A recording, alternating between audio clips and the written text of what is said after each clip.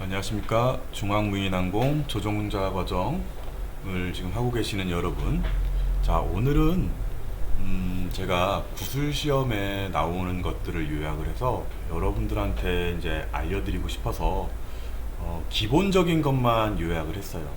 그 중에 우리 학원생들 중에 10명 중에 5명은 실질적으로 방제를 하려고 하시는 분들이 있어서 방제를 하시려는 분들한테 조금이나마 좀 도움을 좀 드리려고, 단순히 구술 시험으로 끝나는 게 아니라 방제를 할 때도 이런 것들은 꼭 필요할 것 같아서 그걸 기준으로 제가 좀 만들어 봤습니다. 어설플 수도 있지만 여러분들께서 도움이 좀 됐으면 하고자 하는 마음에 만들었으니까 꼭 저희 학원에 오실 때 또는 가실 때 음성으로 좀 들어주세요. 자, 시작하겠습니다. 자, 먼저 드론이란 무엇이냐? 드론은 여러 가지 센서들로 이루어져 있습니다. 센서들로. 자, 보면 저희는 이제 아시는 분들은 아시겠지만 이런 드론을 운영을 하는데요. 여기에는 자이로 센서, 가속도 센서, 지자계 센서, 기압 센서, 그리고 GPS로 이루어져 있습니다. 이 5가지가 드론 전체를 움직여요. 자, 자이로 센서는 드론의 자세 및 수평을 유지하는 녀석이고요. 가속도 센서는 드론 자세, 변화 속도를 제어해서 안전적인 자세를 유지해주는 센서입니다. 지자기 센서는 나침판하고 좀 같은 개념이라고 생각하시면 돼요. 드론의 앞뒤, 옆 이렇게 방향을 제어해주는 장치입니다. 기압 센서는 드론의 고도를 유지시켜주는 장치고요. 여기 보이는 이 GPS 장치는 드론의 위치를 제어해주는 장치입니다.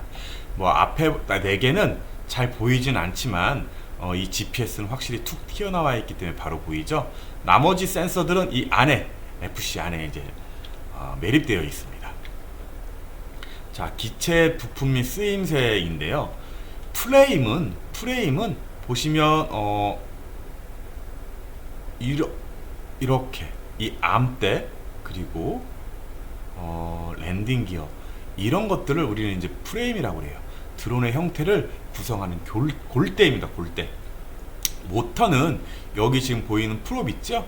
이 프롭 밑에 있는 이 동그란 거, 이 녀석이 모터입니다. 드론의 원동력입니다. 원동력. FC는 이 메인 바디 안에 들어있는데 드론을 컨트롤하는 장치예요. 사람의 머리로 따지면 두뇌 같은 역할을 합니다. ESC는 아까 이 모터 이 아래 바로 밑에 ESC라고 모터의 속도를 컨트롤하는 이 부품입니다. 파워 모듈은 이 안에 들어있어요. 이 안에 전기를 공급하는 건데 드론의 부품에 전기를 공급해주는 장치입니다. 프로펠러 또는 프롭이라고들 얘기하는데 이건 이제 공기 저항을 일으켜 드론을 들어 올리는 부품입니다. 조종기는 여러분들이 갖고 운전하는 조종기, 그 녀석이 조종기고요. 이 GPS는 드론의 위치, 그리고 비행 경로 추적 등을 담당을 하고 있어요. 그 랜딩 기어, 드론 이착륙 시 충격을 완화해주는 장치입니다. IMU도 이 안에 들어있는데 이제 관성 함법 장치나 기체의 기울어짐과 움직임을 감지하는 균형 감지 장치입니다.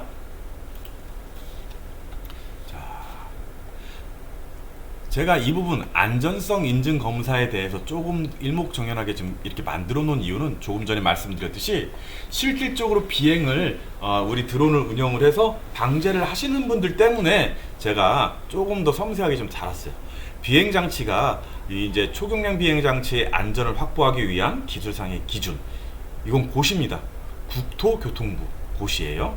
적합함을 증명하고 비행 장치의 안전을 확보하기 위하여 설계, 제작 및 정비 관련 기록과 비행 장치의 상태 및 비행 성능을 확인하는 거예요. 단계는 1단계부터 5단계까지 있어요. 대상은 무인 비행기, 무인 헬리콥터 또는 무인 멀티콥터 중에서 최대 이륙 중량이 25kg를 초과하는 겁니다. 연료를 제외하고 자체 중량 150kg 이하인 경우. 자, 안전성 인증 검사를 이제 구분을 해야 되는데 이 구분은, 자, 보세요. 무인 멀티콥터 기준으로 초도 인증 검사, 정기 인증 검사, 수시 인증 검사, 재인증 검사가 있어요. 이 인증 검사가 뭐다까지는 외울 필요는 없지만 가장 중요한 건 이 구분을 할 줄 알아야 돼요. 초도 인증 검사, 정기 인증 검사, 수시 인증 검사, 재인증 검사가 있다라는 거, 요 정도는 알고 있어야 됩니다. 자, 다음 배터리 취급 및 관리 방법에 대해서 얘기해 줄 건데요. 첫 번째는 공통적인 사항입니다. 공통적인 사항은 이 배터리 전압 체크 기준, 비행 전에 셀 밸런스 체크하는 건 여러분들 기본적으로 다 하시죠? 각 셀이 4.2V 이상일 때 완충은 몇 프로? 몇 볼트? 25.2V입니다. 전압 체크 결과 셀당 0.05V가 차이가 나면 사용을 하면 안 돼요. 그리고 물리적인 충격을 가하면 안 되고요. 배터리 커넥터 보호 덮개로 완전하게 덮여졌는지 확인을 해야 됩니다. 자, 배터리 충전은요. 이제 보통 구술 시험에 이제 가끔 나오기도 하지만 여기를 보시면 배터리 잔량이 30이나 40%일 때 재충전하는 것이 가장 효율적입니다. 실질적으로 방제를 하시는 분들 나중에 배터리가 완전 떨어질 때까지 하는 경우가 있어요. 이러면 안 됩니다. 그래서 조금 더 제가 섬세하게 적어놨어요. 자, 나머지 부분은 이렇게 좀 읽어보시면 좋고요. 자, 사용 방법. 사용은 적정 온도가 영하 10도에서 영상 40도까지. 특히 여기에 이제 중요한 게 뭐냐면 이 DJI의 그 인스파이어라는 녀석이 있는데 이 녀석은 영하 15도 이하로 딱 떨어지면 시동 자체가 걸리지 않습니다. 자, 보관 방법. 배터리 보관 방법 굉장히 중요하죠. 그 중에서 가장 중요한 건 뭐예요? 자, 이거예요. 이거. 보관 적정 온도 25도에서 28도씨. 물론 제작사마다 좀 다르긴 하지만 어쨌든 가장 중요한 건 보관 온도가 이 정도가 가장 좋아요. 22도에서 28도. 항상 온도는 준수하는 게 중요합니다. 폐기는 완충 후 2.8V 이하인 경우에 배터리 수명 종료 상태인 거예요. 이럴 땐 이제 폐기를 해야 됩니다. 배터리가 이제 배가 부풀어 올라와요. 이런 경우에 사용하면 안 됩니다. 자, 다음 조종자 준수사항. 조종자 준수사항은 여러분들이 좀 보기 쉬우라고 그림으로 좀 표현을 해봤습니다. 자, 가시거리 범위 외 금지, 비행 금지, 그리고 음주 비행 금지, 비행 중 낙하물 투하 금지. 또 하나 유인 항공기가 접근 시 피해야 돼요. 왜 그러냐면 초경량 비행 장치는 무인 항공이잖아요. 유인 항공은 항상 우선시가 돼요. 그래서 무인 항공은 유인 항공이 지나가면 무조건 우리가 먼저 회피를 해야 됩니다. 또 하나 인구 밀집 상공 위험하죠? 이건 비행 금지입니다. 그리고 항상 장치 드론을 사시면 그 장치에 소유자 정보를 기재를 해야 됩니다.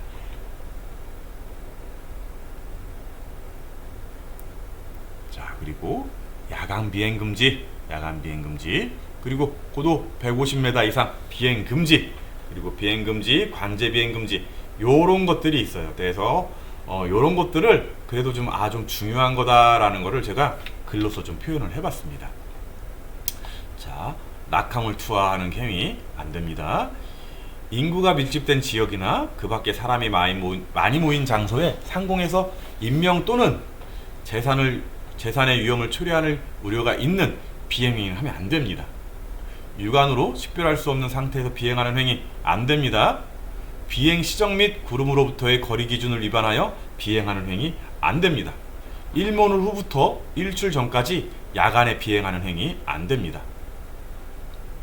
주류 등을 섭취하거나 사용하는 행위 안 돼요.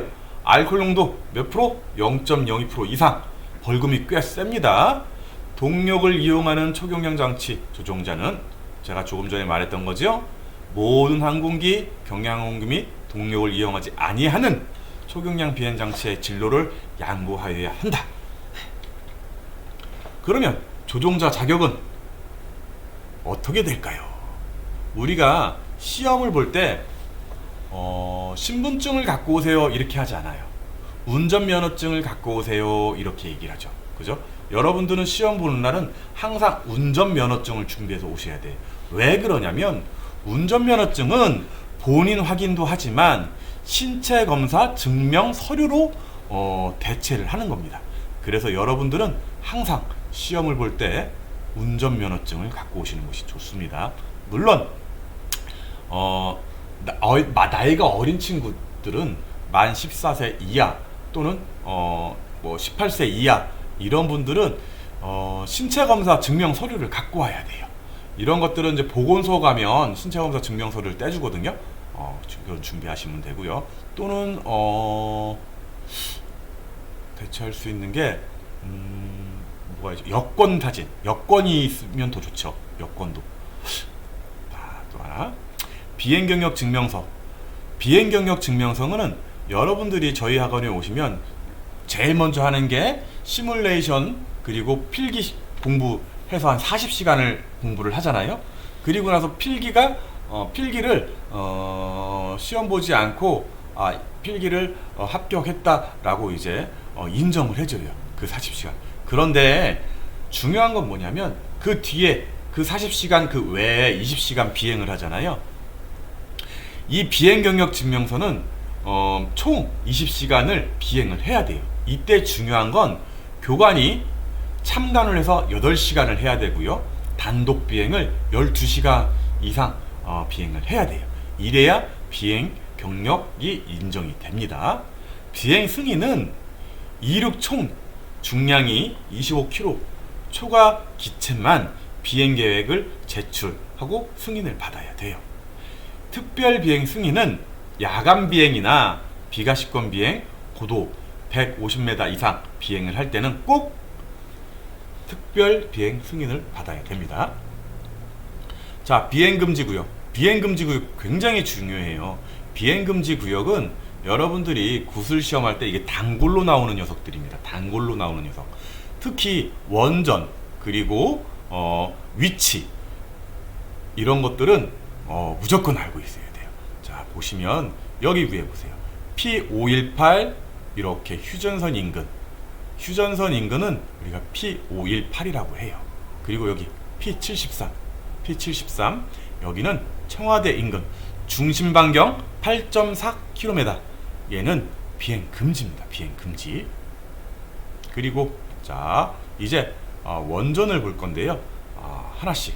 P61. P61은 부산 고리원전입니다. 고리원전. 그리고 P62. P62는 경주 월성원전이라고 합니다.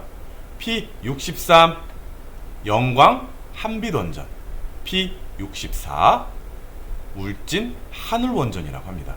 P65. P65는 대전이에요. 여기는 원전은 아닌데 한국원자력 연구소가 있는 곳입니다. 그래서 여기는 비행 금지 구역입니다.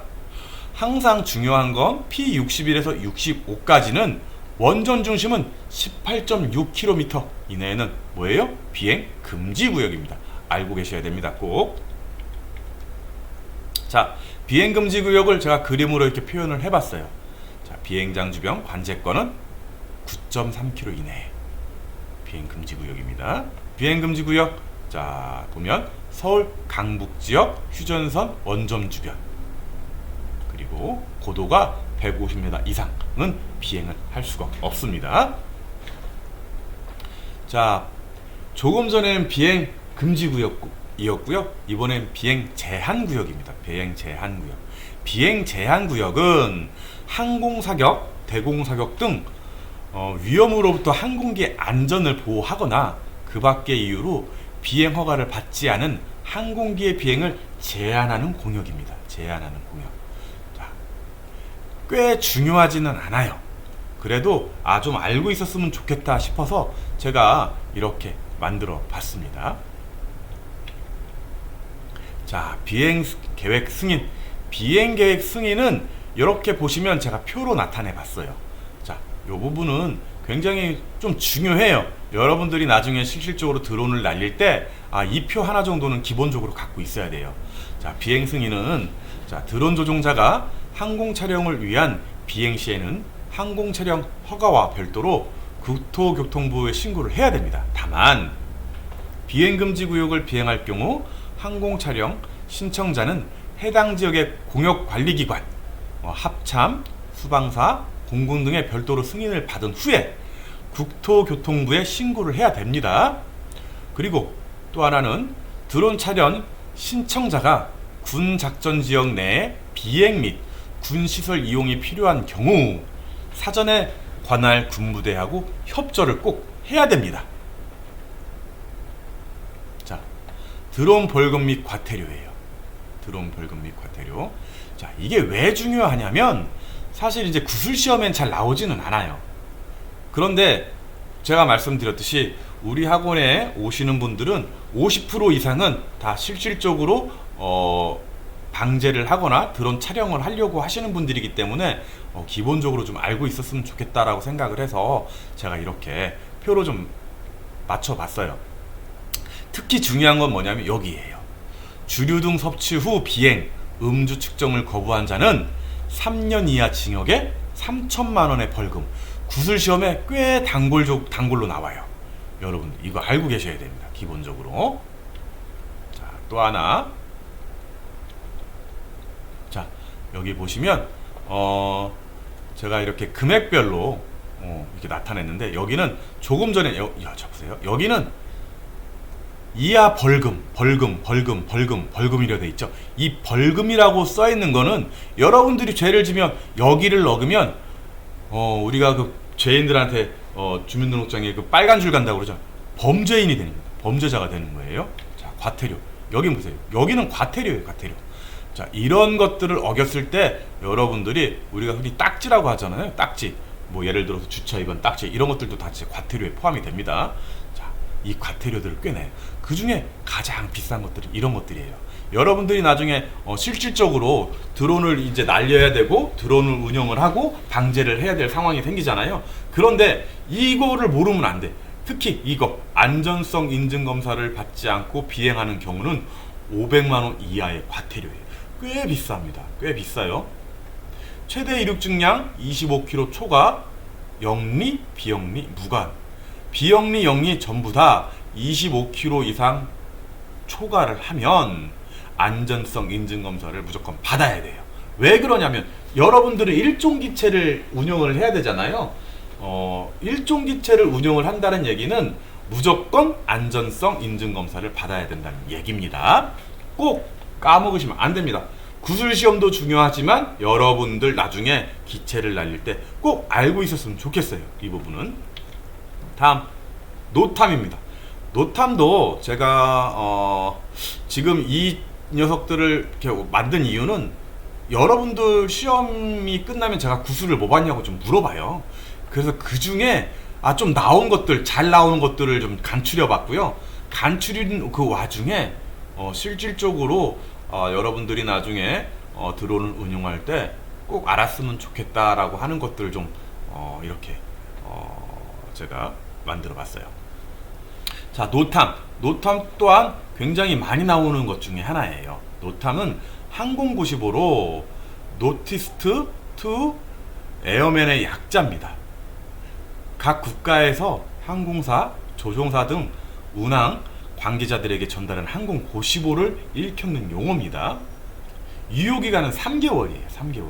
자, 여기 표를 보면 뭐가 뭔지 하나도 모르겠죠? 뭐가 뭔지 지금 모를 수밖에 없어요. 이제 예로 뭐냐면 여기 이제 뭐 RKRR 이렇게 써있잖아요. 이거는 뭐 대한민국의 뭐 국토교통부를 이렇게 나타내는 약자입니다. 약자. 자, 이런 것들을 너무 자세히 지금은 알 필요 없어요. 사실 이거는 잘 나오지 않아요. 중요한 건 뭐예요? 이 노탐이라는 거예요. 노탐이 뭐냐? 그러면 기본적인 건 알고 있어야 됩니다. 나중에 이런 것까지 세세하게 알고 싶으면 어떻게 하시면 돼요? 교관과정 하시면 돼요. 또는 그거보다 조금 더 나은 과정을 해야 되는데 그 정도까지는 뭐 굳이 할 필요 없어요. 최소한 교관과정까지는 하셔야 제가 나중에 이건 좀 더 알려드립니다. 자, 다음 비행 절차. 비행 절차가 생각 외로 좀 많이 구술시험에 나오더라고요. 그래서 제가 이렇게 좀 그림으로 좀 표현을 해봤어요. 비행 중 인명피해 발생 시 어디에 연락을 해야 돼요? 119 또는 지방항공청에 신고를 해야 됩니다. 그리고 조사기관은 어디냐면 항공철도조사위원회에서 조사가 나와요. 또 하나, 비행 중 통신장애 또는 이상이 발견될 때 제일 먼저 해야 될 게 뭐냐면 주변의 비상이라고 외쳐야 돼요. 네. 그리고 피해자가 발생하지 않도록 사람들을 다 신속히 대피시켜야 됩니다. 요 녀석들이 의외로 구슬시험에 나오더라고요. 또 하나, 자, 여기 그림 나오죠? 조종자는 비행 전 시야 점검을 해야 돼요. 또 하나, 안전거리 준수를 해야 되고요. 유관거리 내에서 비행을 해야 됩니다. 유관거리 내에서 비행을 하지 않으면 항상 문제가 돼요. 또 하나는 유관거리 내에서 비행을 하지 않았을 때 나중에 어떤 문제가 발생해요. 여러분들 DJI 사건 굉장히 비싼 그 드론, 촬영용 드론을 샀어요. 샀는데 나중에 그 드론은 없어지고 집에 돌아가실 때는 뭐만 가져가요? 조종기만 갖고 그냥 갈 수 있어요. 그래서 항상 중요합니다. 또 하나, 초경량 비행장치 조종자는 모든 항공기, 경량 항공기, 무동력 그리고 초경량 비행장치에 대한 진로를 양보해야 된다. 중복돼요. 아까도 한 번 더 얘기했지만 왜 이렇게 중복을 시켜놨냐면 정말 중요하니까. 그래서 중복을 한 겁니다. 자, 이륙 중 엔진 고장 및 이륙의 포기. 자, 이거는 제가 왜 넣어놨냐면 실질적으로 드론을 이제 운영을 하는 분들 때문에 좀 넣어놔봤어요. 제어가 불능할 때 LED 램프, 조종자 방향, 기체 정렬, 그리고 천천히 안전거리 15m 거리 조종 후 착륙을 시키는 게 좋아요. 바람에 날아갔어요, 드론이. 이때 방향으로 바람의 반대 방향으로 에어로런 조작해서 기체 수평을 유지 후 스로틀을 내려서 착륙을 하는 게 좋습니다. 드론이 사라졌어요. 드론이 사라지면 어떻게 해요? 이때는 오토리턴 기능을 사용하는 게 좋습니다. 또 고도 10에서 20m 높이 유관거리에 들어오면 그때 조작을 해야 돼요. 아이들이 접근했을 때 피하지 말고 천천히 스로틀을 내려서 착륙을 시키는 게 좋습니다. 자, 마지막인데요. 사실 이 기체 재원을 제가 제일 먼저 넣으려고 했었는데 제일 뒤로 뺐어요. 그 말은 뭐 중요하지 않아서가 아니라 이거는 여러분들이 좀 자세히 좀 봤으면 좋겠다. 재원 정도는. 왜냐면 여러분들이 날리고 있는 기체 재원에 대해서 모르면 안 되잖아요. 그래서 이 기체 재원을 좀 맨 마지막에 좀 넣어봤어요. 자, 우리는 전장이 2390mm예요. 그리고 전폭은 똑같아요. 2390. 전거는 546. 축강거리는 1632. 최대 이륙 중량은 저희 같은 경우에는 37kg입니다. 자체 중량 드론만 가지고 말하는 겁니다. 19.8 배터리가 포함된 겁니다. 그런데 지금 저희가 12,000, 16,000 이렇게 쓰잖아요. 16,000일 때는 어때요? 조금 달라지겠죠? 자, 그리고 이제 전방향, 역방향 프롭인데 우리는 32치 2업 고정 피치입니다. 피치가 9도예요. 9도. 일전에 무슨 문제가 있었냐면 드론 시험을 감독하시는 분이 오셔갖고 피치각이 9도 틀렸다 이렇게 얘기를 하시더라고요. 그런데 사실 이 피치각의 개념을 몰라서가 아니라 그분이 좀 헷갈렸던 것 같아요. 피치는 인치의 개념과 각의 개념이 두 개가 있어요. 인치의 개념은 거리를 나타내는 거예요. 거리 또는 회전을 나타내는 거예요. 피치는. 그런데 여기는 지금 피치각이라고 지금 되어 있죠. 피치각은 9도입니다. 9도. 9도라는 개념은 풀업이 자세히 보면 살짝 한쪽으로 이렇게 쏠려 있어요. 그 쏠려 있는 각이 9도라는 얘기입니다. 9도. 그리고 배터리는 볼테이지 22.2V고요. 완충일 때 25.2V입니다. 타입은 리튬 폴리머고요. 셀은 총 6셀로 되어 있어요. 셀당 3.7V고요. 완충 시에 4.2V 6개니까 25.2V입니다. 암페어는 지금 12,000mAh라고 되어 있는데, 자, 이거는 배터리 하나 기준이고요. 2개일 때는 곱하기 2 하시면 되고요. 16,000일 때는 어떻게 해요? 좀 달라집니다. 16,000은 이렇게 여기 16,000이라고 써야 되는데 우리 지금 12,000을 쓰고 있어서 자 변속기 허용 법률은 허용 전류는 100A입니다. 이렇게 이제 기본적으로 구슬에 나오는 것들만 제가 이제 요약을 해봤는데 제가 꽤 많은 분들한테 좀 여쭤봤어요. 그리고 그걸 기준으로 제가 구슬 시험을 만들어 놨으니까 여러분들 이거 보시고 꼭 많이 좀 들었으면 좋겠습니다. 네, 오늘 여기까지 하겠습니다. 감사합니다.